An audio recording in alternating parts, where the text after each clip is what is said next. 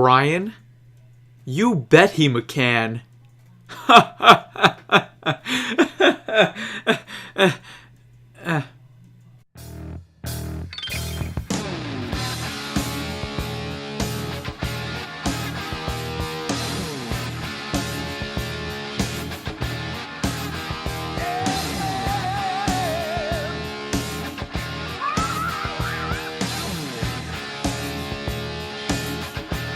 Hey guys, what's going on? So after that hilarious joke, I come to bring you the news that I'm sure you all already know. The Yankees have signed catcher Brian McCann to a 5-year, $85 million contract. This deal includes an option for a 6th year, which would bring the total value up to $100 million. And after going through one season without a true, competent Major League catcher, the Yankees now have one of the best in the game and will have him for the foreseeable future. It was great when I heard that this deal broke. I followed it very closely on Twitter, the negotiations and all that stuff.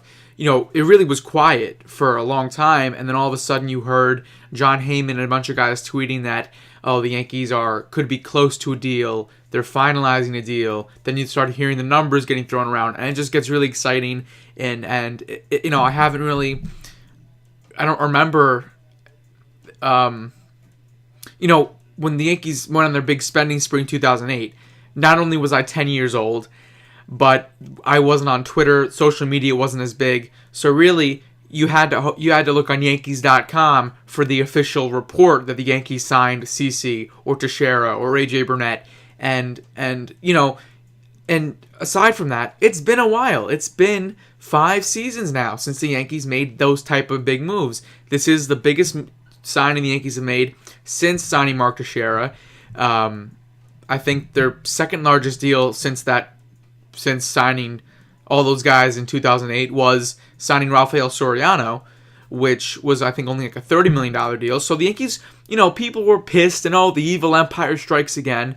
But truthfully, the Yankees have not spent that much money in the last 4 or 5 years. And it's exciting to see that they finally want to do that again.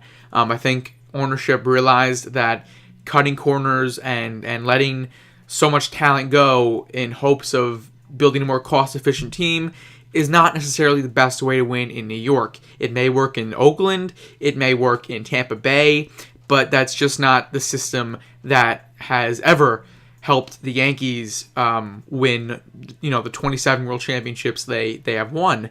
And as much as people hate it, and I love watching teams grow and develop and rely on prospects and young guys rather than high-priced, veteran superstars. It's what the Yankees do, and you just you got to accept it. If you're not a Yankee fan, or even if you are a Yankee fan, even if you want to see them get younger, this is how they fill holes. This is how they attract fans to the stadium. And certainly McCann is a huge boost and an incredible addition to the lineup. You've heard it all before. This dude was, I think he's had 7 straight seasons of hitting 20 home runs. He's 30, so the Yankees he's not 32 or 33. The Yankees will get a good number of seasons out of him, still fairly productive as long as he can stay healthy.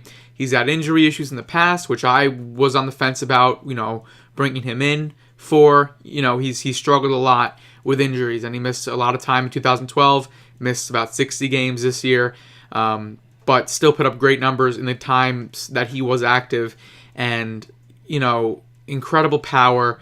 The short porch in right field is probably going to help him hit more than just 20. He'll probably hit 30, 35 if he can stay healthy and put up a full season in 2014. I'm confident in that. It's the same type of deal with Curtis Granderson. His swing fits Yankee Stadium. Brian McCann's swing fits Yankee Stadium, and his bat is great. He gets on base. He's not a terrible average-wise hitter. He'll hit 250, 260.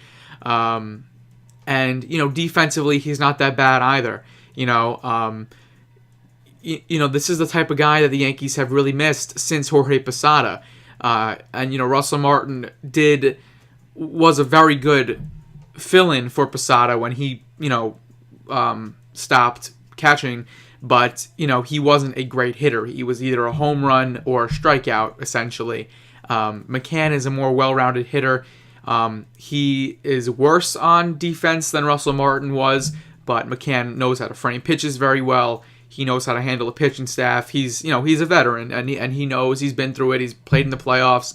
He's caught veteran pitchers like Tim Hudson, and the list goes on and on.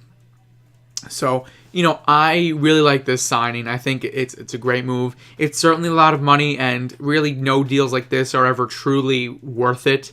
In the sense that, is McCann really going to be worth $15 million a year every single season? No. But you know what? The Yankees really needed to shore up their catching position. Gary Sanchez, J.R. Murphy, those guys are still years away from becoming everyday major leaguers. And the benefit of this, which everyone points out, when McCann does break down, when McCann can no longer catch, the Yankees can move him to DH. The Yankees can play him at first, because Teixeira's deal is up in 3 years. So that'll be right around the time you figure Teixeira would leave and McCann would stop catching. And then he can move him to first base, save his bat, save his legs, keep him healthy, and he can still be a very productive hitter. And, that's what the Yankees need the most out of the catching position. They need offense. Chris Stewart and Austin Romine and J.R. Murphy and Francisco Cervelli, they were not atrocious defensively, but they were atrocious at the plate. And the Yankees need all the firepower they can get, and McCann certainly brings a legitimate power bat and a solid hitter that's going to be added to the middle of the lineup. And I am, greatly anticipating, the contract being finalized. Still has to take the physical, but with the crazy storm that's going on in New York, he's not going to fly up until next week. Then he'll have his introductory press conference, where he's handed over the pinstripe jersey and the Yankees hat for the first time. Always a very fun time for any team, any fan base, to watch their stars their star signing get introduced. And, as I said, it's just a great feeling. The Yankees are spending money again. They clearly have a desire to win and prove to the fan base that they care about winning and they want to make 2014, just as memorable as 2009 was, you know what I mean? Who knows if that'll be the case, but the Yankees are still attached to many other free agents. Carlos Beltran, they're renegotiating with Robinson Cano, of course.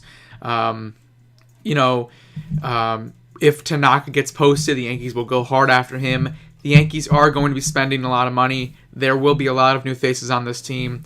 And if they can stay just a little bit more healthy than they were this season in 2013, I would see no reason why they cannot compete and return to October. So it's Brian McCann, great signing. Will he be worth it in the long run with all the money? Probably not.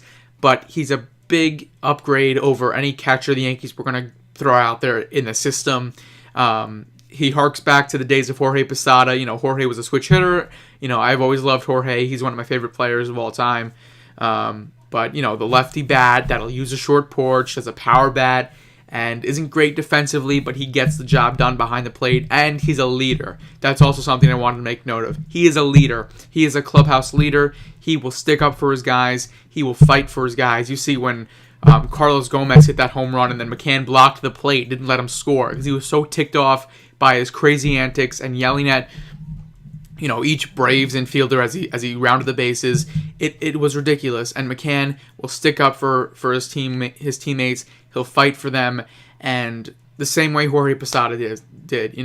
That's how I look at it. This is a great signing, and I'm very happy to have Brian McCann on board, and I'm looking for big things out of him and bigger things out of the Yankees in 2014.